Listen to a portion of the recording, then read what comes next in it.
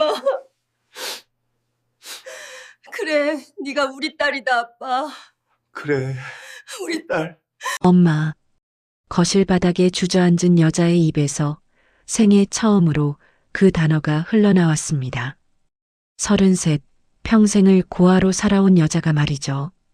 박윤희는 떨리는 손으로 그녀를 끌어안았어요.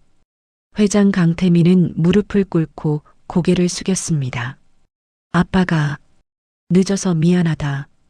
대체 무슨 일이 있었던 걸까요? 간병인으로 들어온 평범한 여자가 어떻게 재벌 회장에게 딸이라 불리게 된 걸까요? 그리고 왜 33이 되도록 단 한 번도 엄마를 불러본 적이 없었던 걸까요? 이 놀라운 이야기가 궁금하시다면 잠시만 시작하기 전 구독과 좋아요 버튼을 눌러주세요. 우리 마을 어르신들처럼 그거 돈 드는 거 아뇨? 하실지 몰라 말씀드립니다. 구독과 좋아요는 전부 공짜입니다. 그럼 지금부터 모든 것이 시작된 그날 밤으로 돌아가 보겠습니다. 비가 억수같이 쏟아지던 밤, 1,000원 한 장이 전부였던 그 밤으로 말이죠. 비가 억수같이 쏟아지던 밤이었습니다. 공중전화 부스 안 이수진은 1,000원짜리 지폐 한 장을 손에 꼭 쥐고 있었어요. 젖은 옷을 입은 8살 딸 한결이가 엄마 품으로 파고들며 작게 말했습니다. 엄마, 배고파. 수지는 대답하지 못했습니다. 지갑엔 그 1,000원이 전부였으니까요. 오늘 밤 잘 곳도 내일 먹을 것도 정해지지 않은 상황이었죠. 며칠 전 남편 최민호에게서 도망쳐 나왔을 때만 해도 뭐라도 되겠지 싶었는데 현실은 달랐어요. 일할 곳을 찾아 헤맸지만 아이를 데리고 있다는 이유로 번번이 거절당했고 지금은 지하철 역사에서 자는 것조차 쫓겨날 처지였습니다. 수지는 떨리는 손으로 주머니에서 구겨진 신문 광고 한 장을 꺼냈어요. 며칠 전 역에서 주워든 것이었죠. 희미한 가로등 불빛에 비춰본 글씨가 눈에 들어왔습니다. 간병인 구함, 숙식 제공, 조건 눈물 금지. 웃기게도 그 이상한 조건이 오늘 밤 이 모녀를 살릴 유일한 문 같았어요. 수지는 1,000원을 전화기에 넣고 떨리는 손으로 번호를 눌렀습니다. 신호음이 3번 울린 후 차가운 여자 목소리가 흘러나왔죠. 네, 박윤희입니다. 저 광고 보고 전화드렸는데요. 간병인 자리가 아직 있나요? 경력은요? 없습니다. 하지만 성실하게 일하겠습니다. 아이 있나요? 수지는 순간 숨이 막혔습니다. 아이가 있다고 하면 또 거절당할 게 분명했거든요. 하지만 거짓말을 할 수도 없었어요. 한결이는 이미 엄마 옆에서 숨죽이고 있었으니까요. 8살 딸이 있습니다. 전화기 너머로 잠깐의 침묵이 흘렀어요. 수지는 가슴이 철렁 내려앉았죠. 역시 안 되는 건가 싶었습니다. 그런데 박윤희의 대답은 의외였어요. 같이 데려와도 됩니다. 대신 조건이 있어요. 조건이요? 절대 울면 안 됩니다. 당신도 아이도. 우리 집에선 눈물이 금지예요. 할 수 있겠어요? 수지는 고개를 끄덕이다가 전화기 너머론 보이지 않는다는 걸 깨닫고 황급히 대답했습니다. 네, 할 수 있습니다. 울지 않는 것쯤이야. 이미 눈물도 말라버린 인생에서 어렵지 않았거든요. 박윤희는 한남동 주소를 알려주며 내일 오전 10시까지 오라고 했어요. 전화를 끊은 수지는 한결이를 꼭 안았습니다.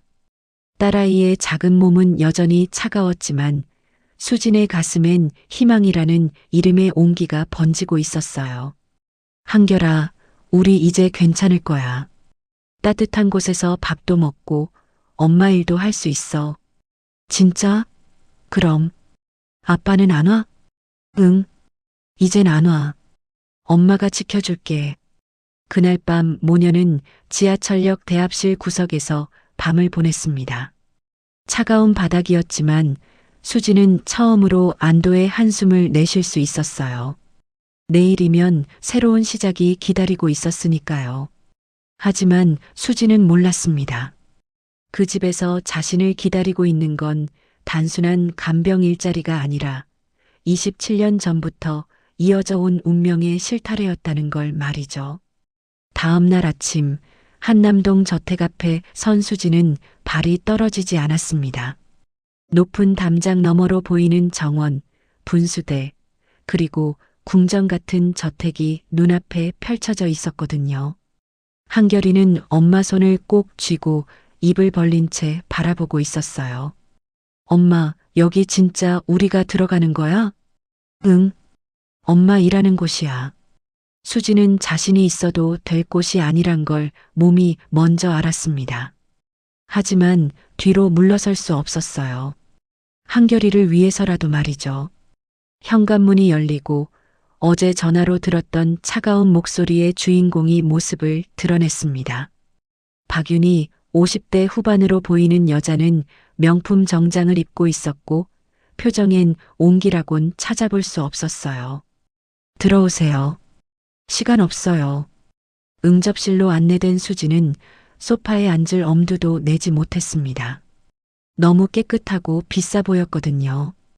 박윤희는 테이블 위에 계약서를 펼쳐놓으며 차갑게 설명을 시작했어요. 계약 기간은 6개월. 월급은 300만 원, 숙식 제공. 당신과 아이 방은 2층 서쪽 끝방이에요. 일은 단순합니다. 강태민 회장님의 간병, 식사 보조, 산책 동행. 특별히 어려운 건 없어요. 네, 열심히 하겠습니다. 박윤희가 잠시 말을 멈췄습니다. 그녀의 눈빛이 묘하게 흔들리는 게 느껴졌어요. 무언가 말하기 꺼려지는 내용이 있는 것 같았죠. 그런데 목요일 저녁마다 회장님과 식사를 합니다. 그땐 딸처럼 행동해 주세요. 네, 딸처럼요? 수지는 어리둥절했습니다. 간병인이 왜 딸 행세를 해야 하는 건지 이해가 되지 않았거든요. 박윤희는 한숨을 쉬며 설명을 이어갔어요. 회장님은 치매 초기 진단을 받으셨어요. 요즘 들어 딸 이야기를 자주 하시죠.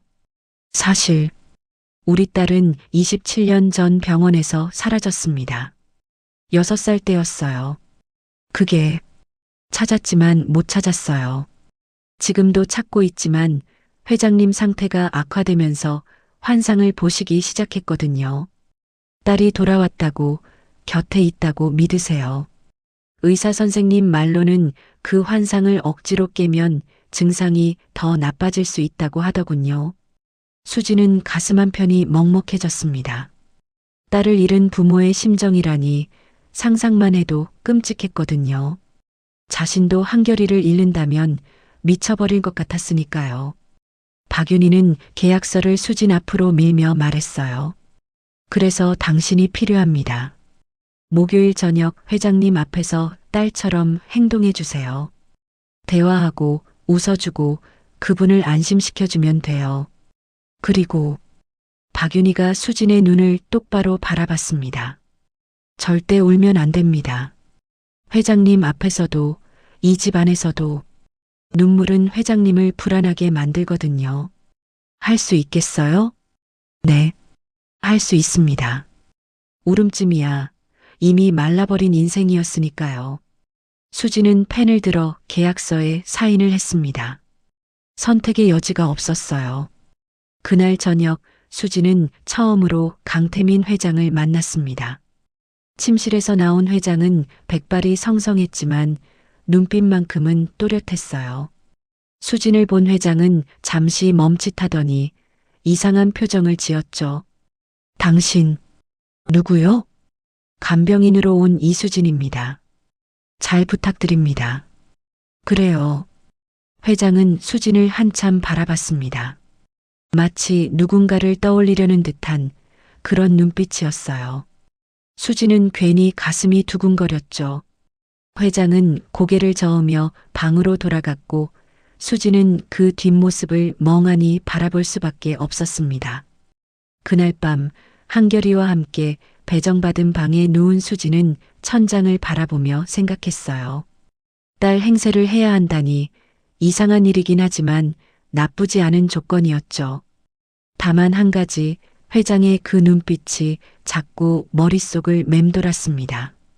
왜일까요? 마치 자신을 알아보는 것 같은 그 시선이 말이죠. 첫 번째 목요일 저녁이 다가왔습니다. 박윤희는 수진에게 두툼한 노트를 건네며 말했어요. 여기 회장님 딸에 대한 정보가 다 있어요. 이름은 서아, 좋아하던 음식, 습관, 말투까지. 외워두세요. 수진은 노트를 펼쳐봤습니다. 빼곡하게 적힌 글씨들이 눈에 들어왔죠. 서아는 비 오는 날을 싫어했을 것이다. 딸기를 좋아했을 것이다. 밝은 성격이었을 것이다. 모두 추측과 상상으로 채워진 내용들이었어요. 27년 동안 찾지 못한 딸의 빈자리를 이렇게 글로 메우려 했던 거였죠. 저녁 7시 수지는 떨리는 마음으로 식당에 들어섰습니다.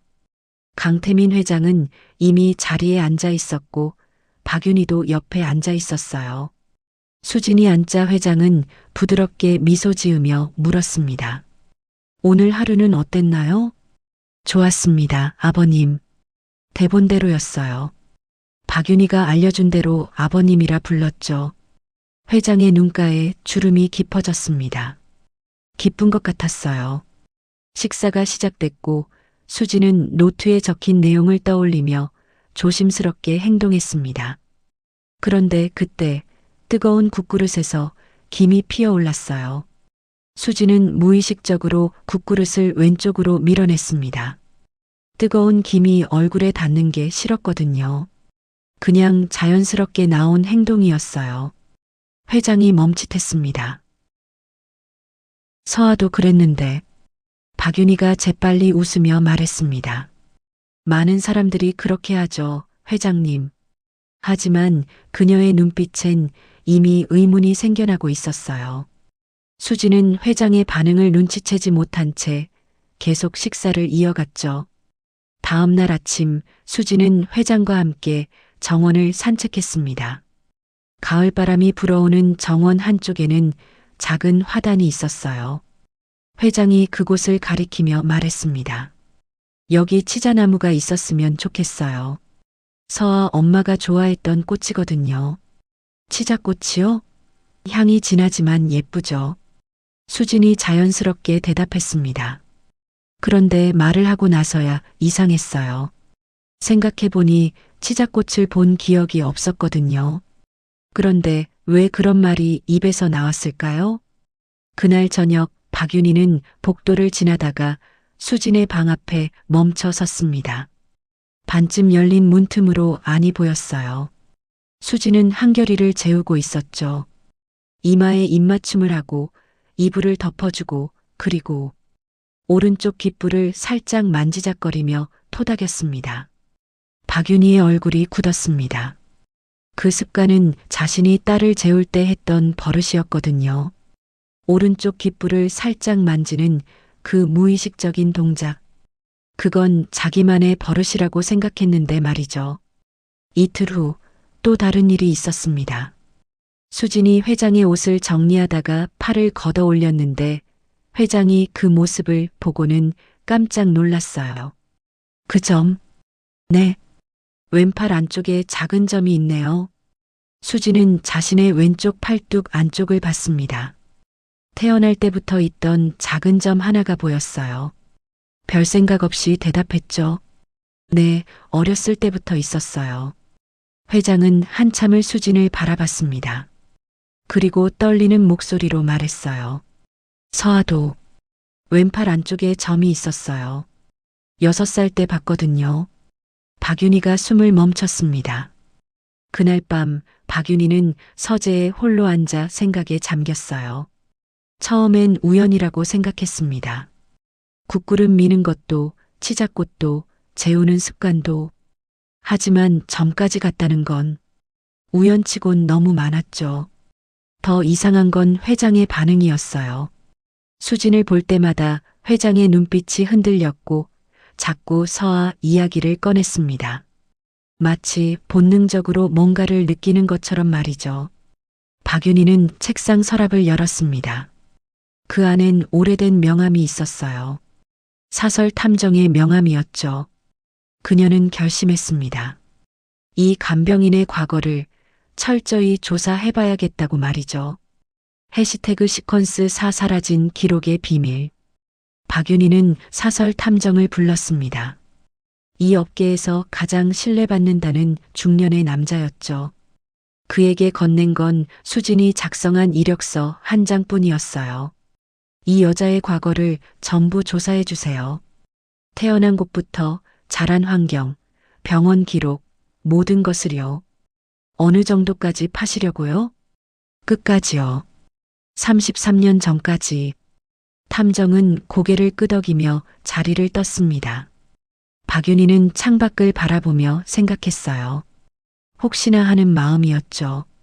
만약, 정말 만약에 하는 상상 말이에요. 일주일 후 탐정이 두툼한 파일을 들고 나타났습니다. 조사 결과입니다만 좀 이상한 점이 있습니다. 이상한 점이요? 이수진 씨는 서울 은평구 소재 사랑의 직 고아원 출신입니다. 6살쯤 되어 들어왔다고 하더군요. 그런데 그 이전 기록이 아예 없어요. 박윤희의 심장이 빠르게 뛰기 시작했습니다. 어떻게 기록이 없을 수가 있죠? 고아원 측 기록을 보면 당시 경찰에 의해 보호 조치됐다고만 나와 있습니다. 보호자 미상여아. 이름도 모르고 말도 제대로 못하는 상태였다고 하더군요. 말도 못했다고요? 네, 심한 충격을 받은 것 같았다고 합니다. 몇 달간 한마디도 안 했고 자신이 누군지도 기억하지 못했대요. 그래서 고아원에서 수진이라는 이름을 지어줬다고 합니다. 박윤희는 떨리는 손으로 서류를 받아들었어요. 다음 장을 넘겼습니다. 병원 기록은요? 탐정이 꺼낸 서류에는 빨간 도장이 찍혀 있었어요. 기록 폐기. 박윤희의 얼굴이 창백해졌습니다. 27년 전 서울대학교 병원 응급실에 여자아이가 실려왔다는 기록만 남아 있습니다. 6살 정도로 추정, 탈진과 기억상실 증상. 하지만 보호자가 나타나지 않았고 경찰에 인계된 후 행정처리 과정에서 기록이 사라졌습니다. 서울대학교 병원이요? 박윤희의 목소리가 떨렸습니다. 네, 왜 그러시는지. 우리 딸이 거기 근처 놀이터에서 사라졌어요. 27년 전에. 탐정의 얼굴이 굳었습니다. 박윤희는 급히 서재로 달려가 오래된 상자를 꺼냈어요. 그 안엔 27년 동안 모아온 서류들이 가득했죠. 실종 신고서, 수색 기록, 그리고 마지막으로 본 날의 사진. 박윤희는 손가락으로 날짜를 짚어가며 확인했습니다. 딸 서아가 사라진 날은 1998년 5월 23일. 그리고 수진이 병원에 실려온 날은 1998년 5월 25일. 이틀 후였어요. 탐정이 파일의 다음 장을 넘기며 말했습니다. 당시 수색 기록을 보니 실종 신고 후 부모님이 서울 전역을 뒤지셨더군요. 병원들도 여러 곳 방문하셨고요. 서울대병원에도 3번이나 가신 기록이 있습니다. 박윤희는 기억했습니다. 그날들을 말이죠. 미친 듯이 병원을 돌아다녔던 날들, 응급실마다 물어보고 소아과마다 확인했던 시간들. 하지만 그때 기억을 잃은 채 응급실에 실려온 여자아이는 신원미상으로 처리돼 격리병동에 있었고 행정착오로 기록이 누락됐던 거였죠. 같은 건물 안에서 찾는 부모와 찾아지는 아이는 엇갈렸습니다. 더 가슴 아픈 건 아이가 기억을 잃어버렸다는 점이었어요. 설령 만났다 해도 서아는 엄마 아빠를 알아보지 못했을 겁니다. 박윤희는 파일을 덮었습니다. 눈물이 흘러내렸지만 그녀는 소리내어 울지 않았어요. 그저 떨리는 손으로 입을 막았죠. 27년이라는 시간이 한 아이의 기억과 함께 사라져버린 거였습니다. 그리고 그 아이가 지금 이 집에 있을지도 모른다는 생각에 박윤희는 결심했어요. 이제 확인할 시간이라고 말이죠. 그날은 평범한 아침이었습니다. 수지는 회장과 함께 정원을 산책하고 있었고 한결이는 저택 거실에서 그림을 그리고 있었어요. 박윤희는 서재에서 탐정이 건넨 파일을 다시 펼쳐보고 있었죠. 그때 회장이 갑자기 비틀거렸습니다. 회장님, 수진이 황급히 회장을 붙잡았지만 회장은 그대로 쓰러졌어요. 얼굴이 새하얗게 질려 있었고 의식이 흐릿했죠. 수진은 있는 힘껏 소리쳤습니다. 사모님, 도와주세요. 박윤희가 달려왔고 즉시 구급차를 불렀어요. 회장은 응급실로 실려갔고 의사는 급히 검사를 진행했습니다. 1시간쯤 지났을까 의사가 심각한 표정으로 나왔어요. 뇌출혈이 심합니다. 즉시 수혈이 필요한데 RH-AB형이라 혈액 수급이 쉽지 않습니다. 가족 중에 같은 혈액형 있으신가요? 박윤희가 고개를 저었습니다. 저는 O형이고요. 친척들도 모두 달라요. 시간이 없습니다. 최대한 빨리 찾아야 합니다. 수진이 조심스럽게 손을 들었어요. 제 혈액형을 확인해 보면 안 될까요? 혈액형이 어떻게 되시는데요? AB형인 걸로 아는데 RH는 확실하지 않아요. 의사는 즉시 수진의 혈액 검사를 지시했습니다. 10분 후 결과가 나왔어요. 간호사가 의사에게 종이를 건넸고 의사는 그걸 보더니 고개를 들었죠. RH-AB형 맞습니다. 수혈 가능합니다. 박윤희가 놀란 표정으로 수진을 바라봤어요. 희귀한 혈액형이 일치한다는 게 믿기지 않았죠. 하지만 지금은 회장을 살리는 게 먼저였습니다. 수혈이 진행됐어요. 수진은 침대에 누워 자신의 피가 회장에게로 전달되는 걸 지켜봤습니다. 이상했어요. 처음 만난 사람인데 왜인지 가슴이 먹먹했거든요. 수혈이 끝나고 회장의 상태가 안정됐습니다. 의사는 박윤희와 수진을 따로 불렀어요. 진료실 문이 닫히고 의사는 조심스럽게 말을 꺼냈습니다. 혈액 검사 결과를 보니 조금 특이한 점이 있습니다. 특이한 점이요? 일반적으로 수혈은 혈액형만 맞으면 가능합니다. 하지만 저희가 정밀 검사를 해봤더니 두 분의 혈액 항원 패턴이 거의 일치하더군요. 박윤희의 얼굴이 굳었습니다. 그게 무슨 뜻이죠? 직계가족이 아니면 거의 불가능한 수치입니다. 부모와 자식 관계에서나 볼 수 있는 일치율이거든요. 물론 극히 드물게 타인 간에도 나올 수 있지만 확률이 수만 분의 1 정도라서요. 그 순간 진료실에 정적이 흘렀습니다. 수지는 무슨 말인지 이해하지 못했어요. 하지만 박윤희는 달랐죠. 그녀의 손이 떨리기 시작했습니다. 혹시 유전자 검사를 해볼 수 있을까요? 의사가 고개를 끄덕였어요. 가능합니다. 원하시면 진행하겠습니다. 박윤희는 수진을 바라봤습니다. 수진은 여전히 멍한 표정이었어요. 박윤희가 떨리는 목소리로 물었죠. 수진 씨, 유전자 검사해봐도 될까요? 그게 왜요? 혹시 몰라서요. 제대로 확인하고 싶어서요. 수진은 고개를 끄덕였습니다. 뭔가 이상한 분위기였지만 거절할 이유가 없었거든요. 체열이 진행됐어요. 수진과 회장의 혈액 샘플이 검사실로 보내졌고 결과는 3일 후에 나온다고 했습니다. 그날 밤 박윤희는 잠들지 못했어요. 창밖을 바라보며 생각했죠. 정말 만약에 27년 동안 찾아 헤맸던 딸이 이렇게 가까이에 있었다면 어떻게 될까요? 3일이라는 시간이 그 어느 때보다 길게만 느껴졌습니다. 3일이 지났습니다. 박윤희는 병원 진료실 앞에서 서성이고 있었어요. 수진도 옆에 서 있었죠. 두 사람 모두 긴장한 표정이었습니다. 의사가 문을 열고 나왔어요. 손에는 봉투가 들려 있었죠. 들어오세요. 진료실 안 의사는 책상에 앉아 봉투를 펼쳤습니다. 박윤희의 손이 떨렸어요. 수지는 여전히 무슨 일인지 정확히 이해하지 못한 채 그저 긴장된 분위기만 느끼고 있었죠. 유전자 검사 결과가 나왔습니다. 의사가 서류를 들어보이며 말했어요. 친자 확률 99.999%입니다. 그 순간 세상이 멈춘 것 같았습니다. 박윤희는 눈을 감았어요. 27년 동안 찾아 헤맸던 답이 단 한 줄의 문장으로 눈앞에 펼쳐진 거였죠. 수지는 멍하니 의사를 바라봤습니다. 그게 무슨 뜻이에요? 박윤희가 떨리는 목소리로 대답했어요.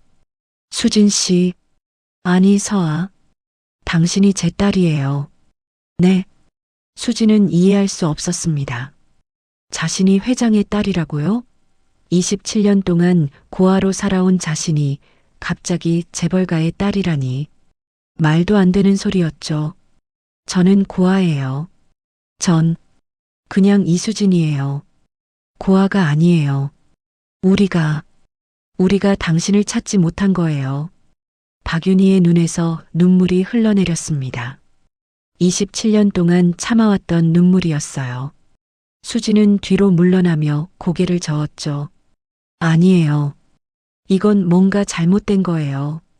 그때 수진의 머릿속에 고아원 시절이 떠올랐습니다. 울면 안 됐던 밤들이요. 다른 아이들이 부모님을 기다릴 때 수지는 혼자 이불을 뒤집어 쓰고 숨죽여 울었어요. 엄마라는 말을 부르면 더 외로워질 것 같아서 그 단어를 입 밖으로 꺼낸 적이 없었죠. 맞아도 참던 아이였습니다. 고아원에서 다른 아이들에게 괴롭힘을 당해도 선생님께 말하지 않았어요. 어차피 자신을 지켜줄 사람은 없다고 생각했으니까요. 기다리면 안 된다고 스스로를 접어버린 시간들이었어요. 크리스마스마다 다른 아이들은 입양 가기를 기다렸지만 수지는 기대하지 않았습니다. 기대하면 실망만 크니까요. 그렇게 자라났죠. 전 평생 혼자였어요. 수진의 목소리가 떨렸습니다. 아무도 날 찾지 않았어요. 아무도 날 원하지 않았고요. 그런데 지금 와서 딸이라니. 박윤희가 수진의 손을 잡았습니다. 차가웠어요. 수진은 떨고 있었죠. 우린 찾았어요. 미친 듯이 찾았어요. 경찰도 불렀고 전국을 뒤졌어요. 하지만 당신은 기억을 잃었고 기록이 사라졌고 우린 서로를 찾지 못했어요. 그게 우리 잘못이에요. 당신 잘못이 아니라. 제 진짜 이름은 뭐예요? 서아. 강서아예요. 박윤희는 수진을, 아니 서아를 끌어안았습니다. 27년 만에 찾은 딸이었어요. 서아는 어색하게 서 있었죠. 감정이 복잡했습니다. 기쁜 건지 혼란스러운 건지 화가 나는 건지 알 수 없었어요. 의사가 조심스럽게 말했습니다. 기억상실은 심한 트라우마로 인한 해리성 기억상실일 가능성이 높습니다. 6살 아이에겐 큰 충격이었을 테니까요. 그날 저녁 회장이 깨어났습니다. 아직 몸은 약했지만 의식은 또렷했어요. 박윤희가 회장의 손을 잡고 말했죠. 여보 서아를 찾았어요. 뭐라고? 수진이요. 수진이가 우리 딸이에요. 유전자 검사 결과가 나왔어요. 회장은 믿을 수 없다는 표정으로 서아를 바라봤습니다. 그리고 천천히 손을 뻗었어요. 서아는 조심스럽게 회장의 손을 잡았죠. 서아야. 회장의 목소리가 떨렸습니다. 서아는 고개를 끄덕였어요. 아직 실감이 나지 않았지만 이 노인의 눈빛만큼은 진짜였으니까요. 27년 만에 가족이 다시 만났습니다. 병원에서 돌아온 후 며칠이 지났습니다. 서아는 여전히 혼란스러워했어요. 자신이 강서아라는 사실을 머리로는 이해했지만 가슴으로는 받아들이기 어려웠죠. 회장과 박윤희는 조심스럽게 서아를 대했습니다. 억지로 딸이라 부르지도 무리하게 가까워지려 하지도 않았어요. 그날 밤 서아는 거실 바닥에 혼자 앉아 있었습니다. 한결이는 이미 잠들었고 저택은 조용했어요. 서아는 무릎을 끌어안고 생각에 잠겼죠. 박윤희가 조용히 다가왔습니다. 서아 옆에 앉아 아무 말도 하지 않았어요. 그저 함께 있어줬죠. 한참 후 서아가 작게 말했습니다. 부르면 없어질까봐. 그 말 안 불렀어요. 무슨 말? 엄마요. 서아의 목소리가 떨렸어요.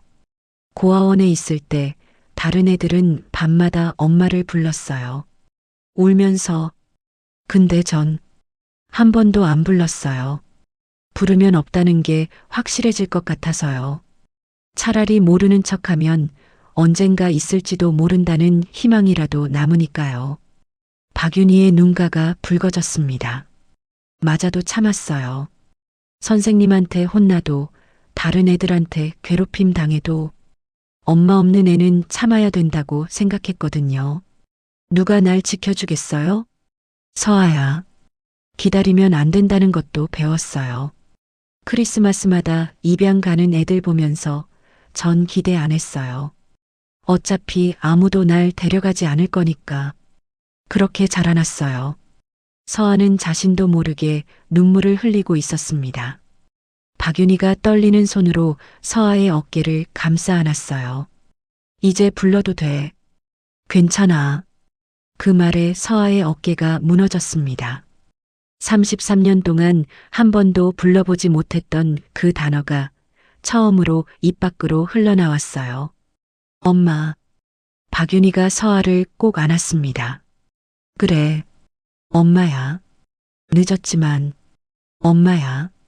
서아는 처음으로 소리내어 울었습니다. 고아원에서도 결혼 생활에서도 도망치던 날들에서도 참았던 눈물이 터져 나왔어요. 박윤희도 함께 울었죠. 그때 회장이 계단을 내려왔습니다.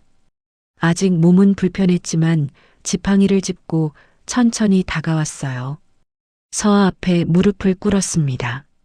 서아야, 아빠가 늦었다. 27년 동안 널 못 찾아서 미안하다. 회장의 목소리도 떨렸습니다. 서아는 회장을 바라봤어요. 이 노인의 눈빛에서 진심을 느낄 수 있었죠. 27년 동안 딸을 찾아 헤맸을 그 시간들이 그 눈빛 속에 고스란히 담겨 있었어요. 서아는 처음으로 울면서 그 단어를 불렀습니다. 아빠. 회장이 서아를 안았습니다. 박윤희도 함께 안았어요. 세 사람은 거실 바닥에서 한참을 그렇게 있었죠. 울면 안 되는 집이라는 규칙은 그날 밤 처음으로 깨졌습니다. 하지만 아무도 신경 쓰지 않았어요. 오히려 이 눈물이 27년 만에 가족을 이어주는 끈이 되었으니까요. 한참 후 서아가 작게 물었습니다. 이제 정말 안 사라지는 거죠? 박윤희가 서아의 손을 꼭 잡으며 말했어요. 절대 안 사라져. 우린 여기 있어. 평생. 그날 밤 서아는 처음으로 엄마와 아빠가 있는 사람이 되었습니다. 해시태그 시퀀스 8생일이 생긴 집. 며칠이 지났습니다. 어느 날 아침 박윤희는 서재 책상 앞에 앉아 달력을 보고 있었어요. 27년 동안 매년 표시하던 날짜가 눈에 들어왔습니다. 5월 23일 딸을 잃은 날이었죠. 박윤희는 천천히 그 날짜의 표시를 지웠습니다. 그리고 다른 날짜에 동그라미를 쳤어요. 유전자 검사 결과가 나온 날 서아를 다시 만난 날이었죠. 그날 저녁 박윤희는 서아를 불렀습니다. 서아야, 생일이 언제니? 서아는 잠시 멈칫하더니 고개를 저었어요. 몰라요. 한 번도 챙겨본 적이 없어서요. 고아원에서도? 네. 입소 날짜로 대충 정해준 게 있긴 했는데 제 진짜 생일인지 모르니까 의미가 없었어요. 박윤희는 서아의 손을 잡았습니다. 그럼 우리 다시 만난 날로 하자. 그날이 너의 새로운 생일이야. 새로운 생일이요? 응. 이 집엔 이제 제사 대신 생일이 있는 거야. 회장도 고개를 끄덕이며 말했어요. 27년 동안 우린 너를 잃은 날만 세웠어. 하지만 이젠 다르지. 너를 되찾은 날을 축하할 거야. 그날 저녁 작은 케이크가 식탁에 놓였습니다. 화려하지 않은 소박한 케이크였어요.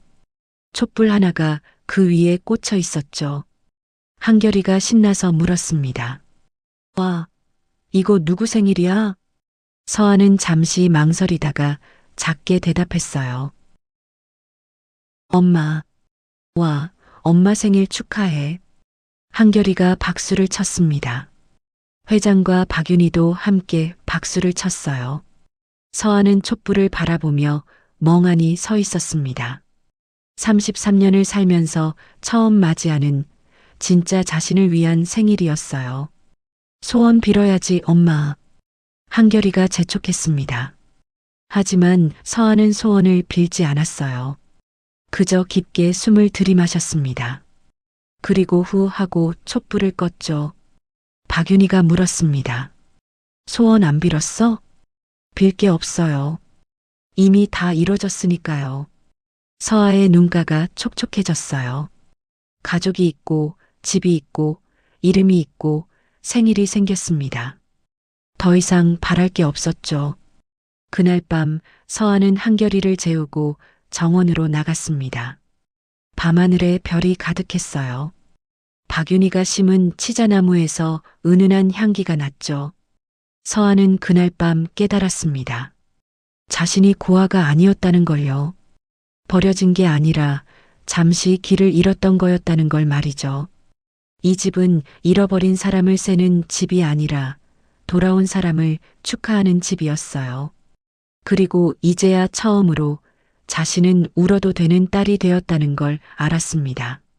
서아는 밤하늘을 바라보며 작게 중얼거렸어요. 다녀왔습니다. 27년의 여행이 끝났습니다. 서아는 집으로 돌아왔어요. 오늘의 이야기가 당신의 마음에 작은 여운을 남겨드렸다면 구독과 좋아요, 정중히 부탁드립니다. 그리고 사연의 주인공을 위한 공감의 댓글 남겨주시면 행운 시든 꽃마차 그곳으로 보내드리겠습니다. 끝까지 시청해주셔서 감사합니다. 또 내일도 사연 시든 꽃마차 달려오겠습니다.